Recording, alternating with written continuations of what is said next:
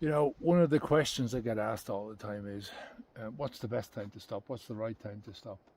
You know, um, should I choose my birthday? Should I choose Christmas or something like that?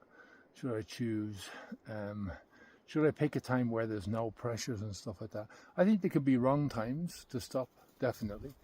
I think if you're under too much pressure, then it's definitely not the right time to stop drinking or to stop smoking or to make any big changes in your life, right?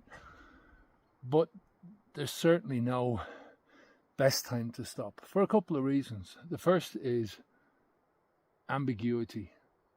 You've always Everybody who makes the change happen is doing it really under a kind of a duress, right? You're being forced to do it, usually through psychological pain of one kind or another, right? And it's this duress that gives you the conflict. So you've got an internal ambiguity. Part of you wants to stop and the other part of you doesn't want to stop. Part of you sees the future as only being possible. The things that you want to do in your life as only being possible when you extrapolate out from your current situation and what you're doing. You can only see that future as being possible by stopping drinking alcohol. And the other part of you is the instant gratification part that says, there's nothing wrong with a couple of drinks. There's, if I could only cut it down, if I can only moderate, all that kind of stuff.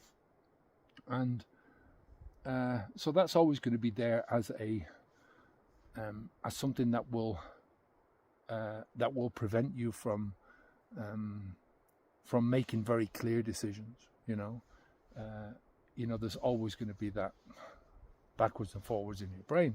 For the first few weeks and months, and a lot of the time people mistake that ambiguity for things like alcoholism, or it's I just can't do this because I'm part of me wants to go back, and that part of me is in my brain and it's strong. So there's that part of it, and then there is the fact that how you feel today. You can have the perfect, the ideal situation, the ideal conditions to do it today, but that doesn't mean to say that they're going to continue. This is a long journey. The journey of 1,000 miles begins with a single step, but you have to take all those steps to get to that 1,000 miles. And as I said in a previous video, there are things that you can do to reduce the distance of the journey. Knowledge is a key. Knowing things about the journey. Like if I could go back and start this whole journey again, and I had to do that first year again, I would do more in that first year than I did in my first 5 years.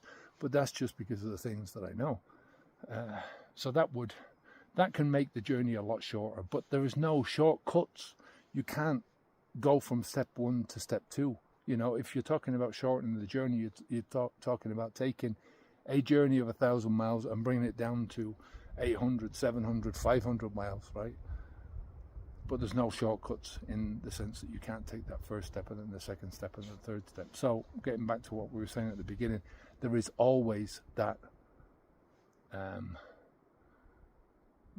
you feel good on day 1, but then on day 3 you don't feel so good, or maybe day 30 you don't feel so good, or 2 months into it and the pain has disappeared, the motivation that kept you going for those first 30 or 60 days, that has disappeared. And that just puts another pressure on it because those voices are still inside your head, that ambiguity is still there.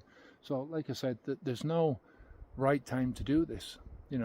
There's an old saying that says, the right time to do this was 30 years ago.